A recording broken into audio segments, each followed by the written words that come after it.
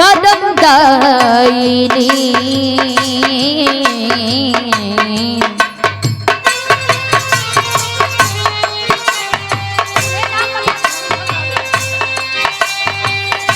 जन्मदायिनी तू ममता की माई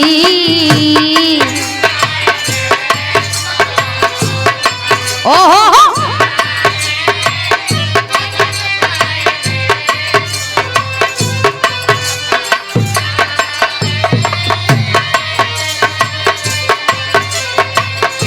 जन्मदायिनी तू ममता की माई अंजुमन में आके लबू लजिया बचाई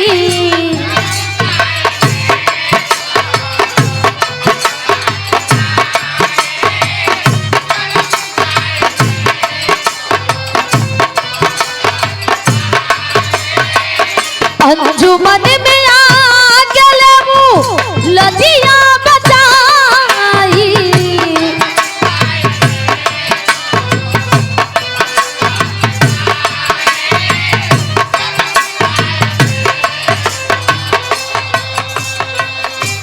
महफिल में द्वार बिटिया खड़ा भी है माई मान सम्मान तोरी हाथ में बा ई डूबत नैया की भंवर से पार लगईबू ई विश्वास बा हमें गावे बजावे ना आवेला ई लोगन के आशीर्वाद पाके कुछ तोहर बिटिया गा बजा लेवेले न गाला बा न गाला बा पता न कौनी बात के आला बा राम निधि भैया ठेकेदार भैया मंच पे बैठल बने प्रयागराज से यही धरती से यहाँ से भैया के कॉल पर कबो कबो आशीर्वाद मिल जाला हमरे गार्जियन लोगन के आशीर्वाद मिलत बा आज हमरे खातिर बहुत बड़ा खुशी बा भैया बहुत बड़ा खुशी बा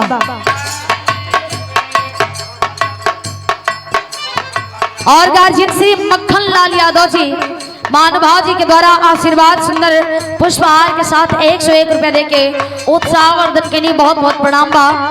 और ये हमारा पूर्वांचल चैनल से कहाँ बड़े हो अच्छा आप हुआ संतोष भैया बोड़ेपुर मछली शहर जौनपुर से बाबा ये 200 रुपया देके आशीर्वाद दिली मर्तबा बढ़ौलिन बहुत बहुत धन्यवाद बा बहुत बहुत प्रणाम बा मालिक करें आपका चैनल रात दिन चले खूब पैसा उतारा चैनल से ऐसे ही गवैयत के देत रहा अंतरा के अंतराल में कहे नाम बागा ओहो हो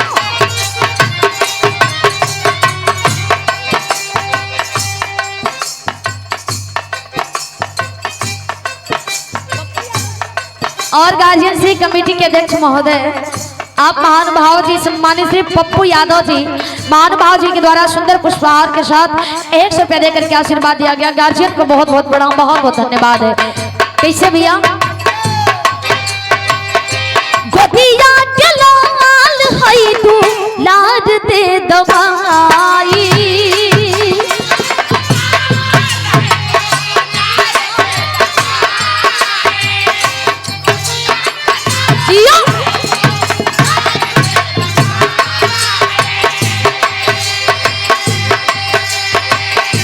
गोदिया के लाल हई तू लाड दे दवाई गिद्दिया संगीतिया में धार दे दो माई बहुत अच्छे बहुत अच्छे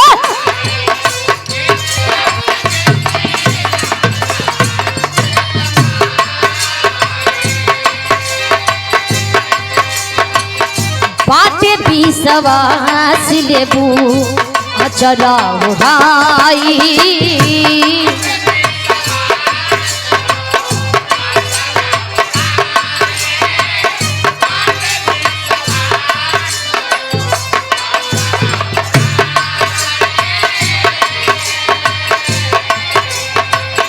बाटे विश्वास लेबू चला उड़ाई अंजुमन में आके लबू लजिया बचाई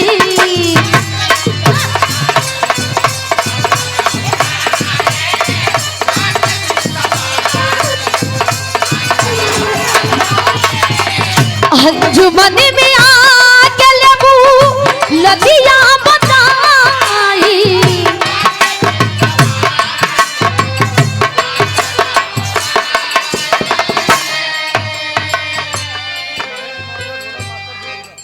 और बड़े भैया ढोलक के बेताज बादशाह गार्जियन श्री महेश मौर्य जी ना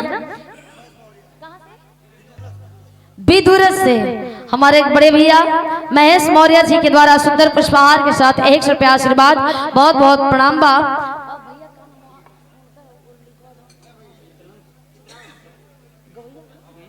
और भोजपुरी विराह के बहुत ही सुंदर कलाकार भी हवन चित्रांश यादव भाई हमार और ओम प्रकाश दीवाना जी के चेला भी हैं। एक गर्व की बात हो कि प्रयागराज जाके बिहार के गुरु मल्ले हुवन। एक खातिर के बहुत बहुत धन्यवाद भाई के सुंदर पुष्पहार 200 रुपया दे के मर्तबा बढ़ौलन, बहुत बहुत धन्यवाद बा, बहुत बहुत धन्यवाद। रेहान सब्जी थोक विक्रेता भदोही धरती से भैया द्वारा आशीर्वाद 100 रुपया, बहुत बहुत प्रणाम। देखा सब्जी में सबसे ज्यादा फायदा होला। लोग कहेला कि ना लगे नौकरी सरकारी तो बेचा तरकारी।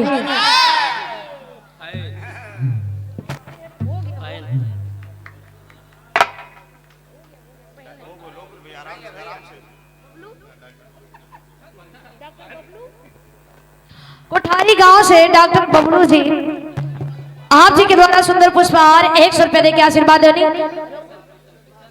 किशन भैया के द्वारा आशीर्वाद दहल गई बा।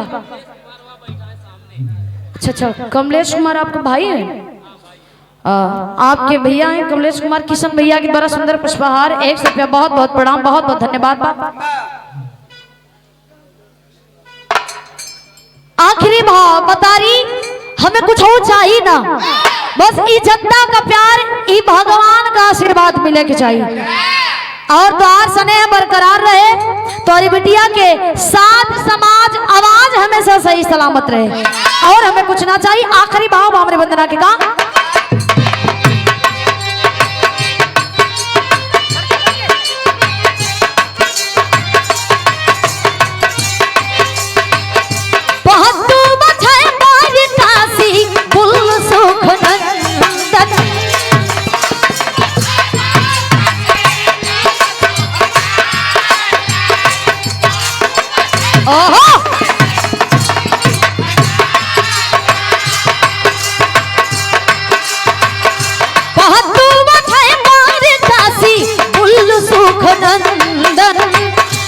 दयाल रबीना रंजित करे तोहर बंदन।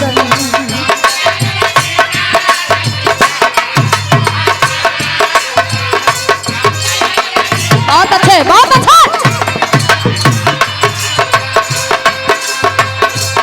आज कहाँ थी बुझोखन के कला,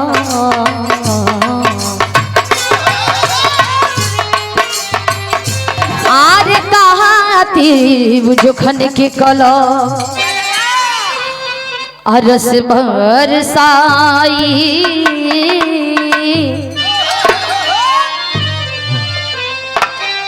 आज कहाँ थी बुझोखन के कलम, आज रस बरसाई हर अंजुमन में आके लेबू आहले जिया बचाई कातिब जोखन के कला।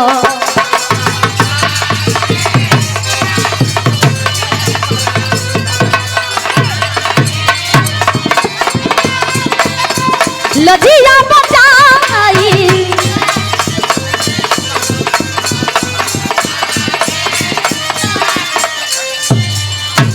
अरे अंजुमन में आके लेबू